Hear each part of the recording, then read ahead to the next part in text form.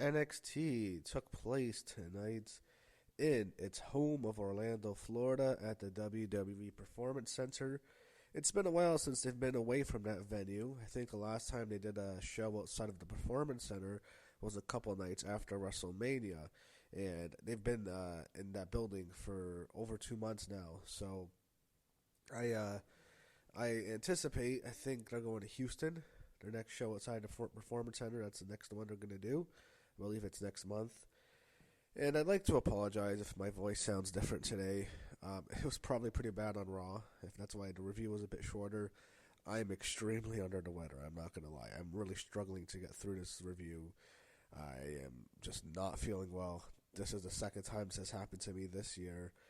2025 has not been my year, and in particular, June this month has certainly not been my year. That's why I posted that video that I deleted later about taking a break. Oh man, I'm not doing well. But I did watch NXT and I will review it. So Trick Williams started to show off. Then Josh Briggs is out with Inamura, and we get Trick Williams and Josh Briggs for the TNA Championship. I thought this match was average. Trick sucks. He's Jey Uso to me. He's just an entrance. It's not even over anymore. At least Jey's still over, even though I don't like him. Trick's an entrance. He is awful in the ring still. This match was just bleh. Trick cut a promo after the match, and he's interrupted by a returning Joe Hendry. He attacks Trick from behind, and then it's announced on commentary that they're going to face at TNA Slammiversary next month. I assume Hendry honors TNA at their big anniversary show. I think it's 23 years now, and regains a TNA championship for TNA. He had no quarter catch backstage. There's tensions between Charlie Dempster and Tavion Heights. I don't care about this at all. I was wondering where Miles was, and we saw him later. He had Ren Sinclair trying to calm the issues down. I don't care about this at all. Backstage, Miles Bourne was talking to two Florida Gators football players. And then Lexus King comes in, mocks him. He's originally trying to talk to him, but Miles just ignores him. And then Lexus insults both of the Gators, and they threaten him. And I don't know, are these guys that have just been signed to the NIL program? I'm not sure about. Let's see, maybe they were just two Gator fans. Two Gator players coming as fans. We see Jada Parker warming up backstage for her main event Fatal 4-Way match. We get Javon Evans and Tavion Heights. So Tavion Heights is wearing a face mask. It's a black face mask. So Graves randomly mentions Camp Crystal Lake. Because of that, that's the reference to the camp in the Friday the 13th movies. There was a Friday the 13th a couple weeks ago. It just passed, but thought I mentioned that. Graves, by the way, I like him on commentary so much more. To me, he's the best announcer this year. I'm really enjoying Corey. I'm so happy Pat's off Raw. I don't want Pat coming back at all. I'm enjoying Corey a lot this year. I really like his work. And Mark Ortiz kind of annoying on commentary. He always is. And then you have Vic Joseph, who's solid. But Javon Evans gets the win. After the match, he's laid out by Jasper Troy. It seemed like every match there was some sort of post-match beatdown. It felt too much this week. We get a family video package, and I don't give a shit about. The family is just dead. Chase U is also just dead to me. Those two acts have run their course. I don't need to see him anymore. Ricky Saints took on Ashanti the Adonis, who I do not know why still has a job. I'm shocked he wasn't released in the last wave of cuts. I don't think he'll have a job much longer. It wouldn't surprise me if he doesn't make out of the summer. Usually there's post-SummerSlam cuts. I think he'll be at the top of that list. I'm not going to lie. Even though I don't root for anyone to lose their job.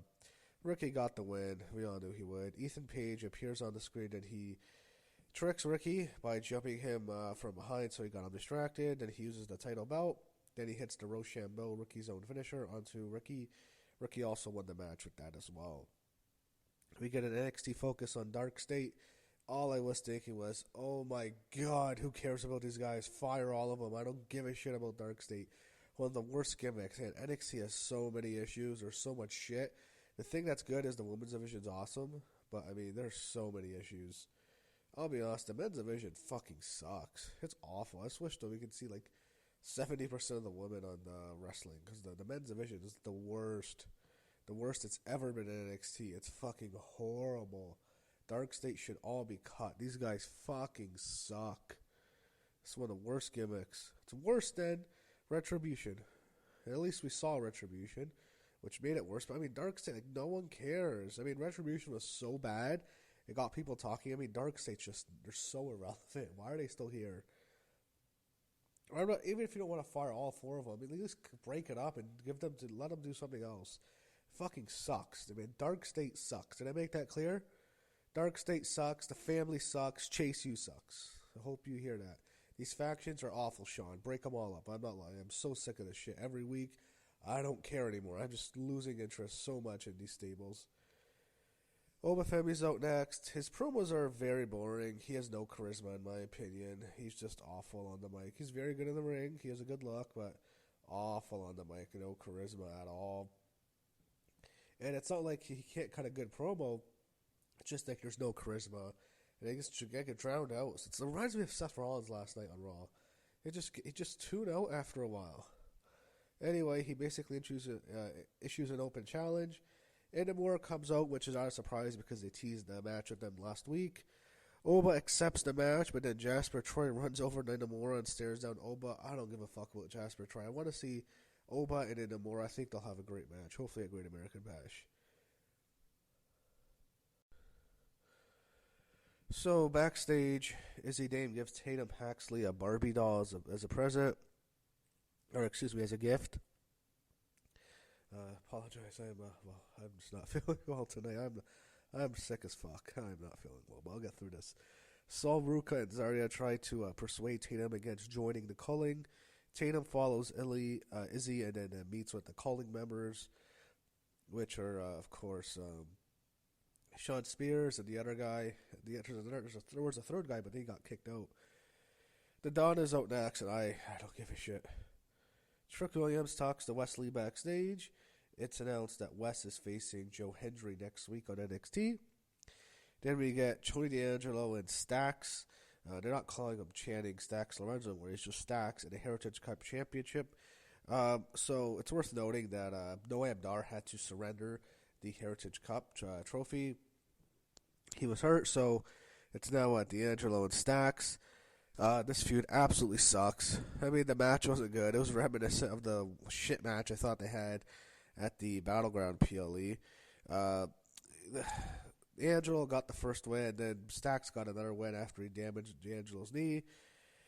So in the end, Stax's goons are interfering, and then Luca comes out. He tries to help Chody, but he messes up. He hits Chody in the back with a steel... sorry, I don't know what it is. Was it a metal bucket or something? I don't know. I'm sorry. An aluminum bucket. I apologize.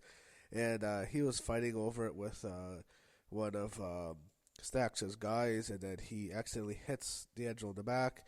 Then Stax suplexes Chody and gets the win. After the match, Luca tries to explain himself to Chody, but he gets sucker punched by Chody. So I hate this feud. I'm done with this storyline. Where's Rizzo? We never see her. This storyline is just dead, man.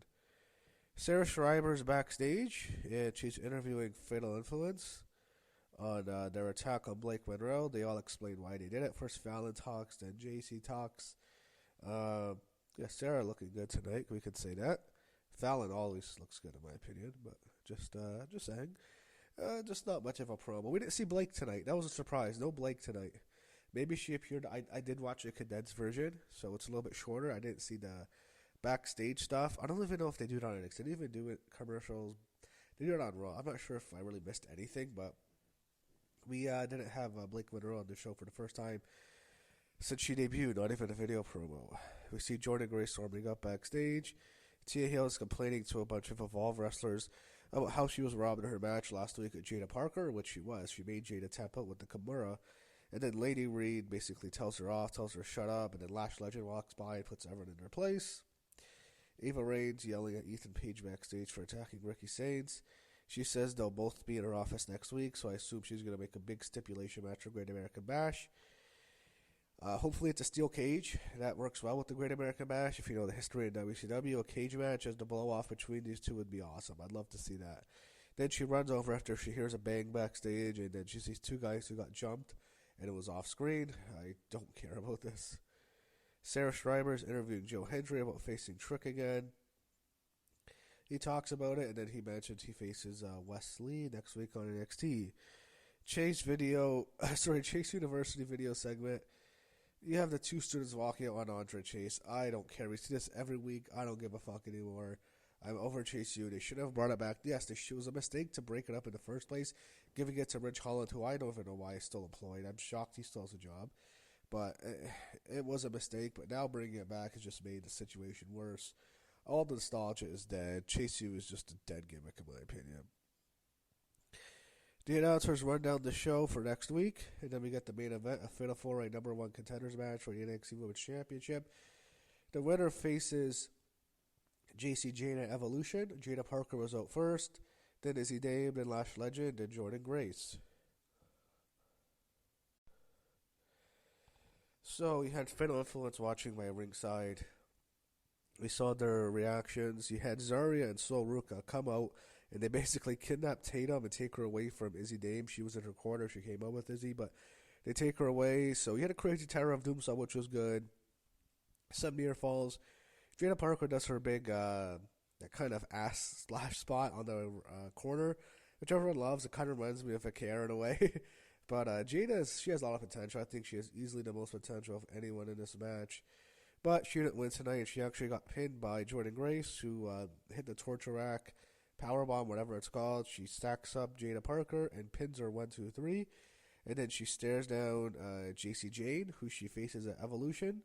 As I said, no Blake Monroe this week. That was a surprise. And then the announcers once again preview next week's show, as I assume the show ended a little bit prematurely. So that was NXT, building to the Great American Bash, while simultaneously building up a match for Evolution. We'll see what's next as we move forward and get closer to the two big shows, and hopefully I'm feeling better this week.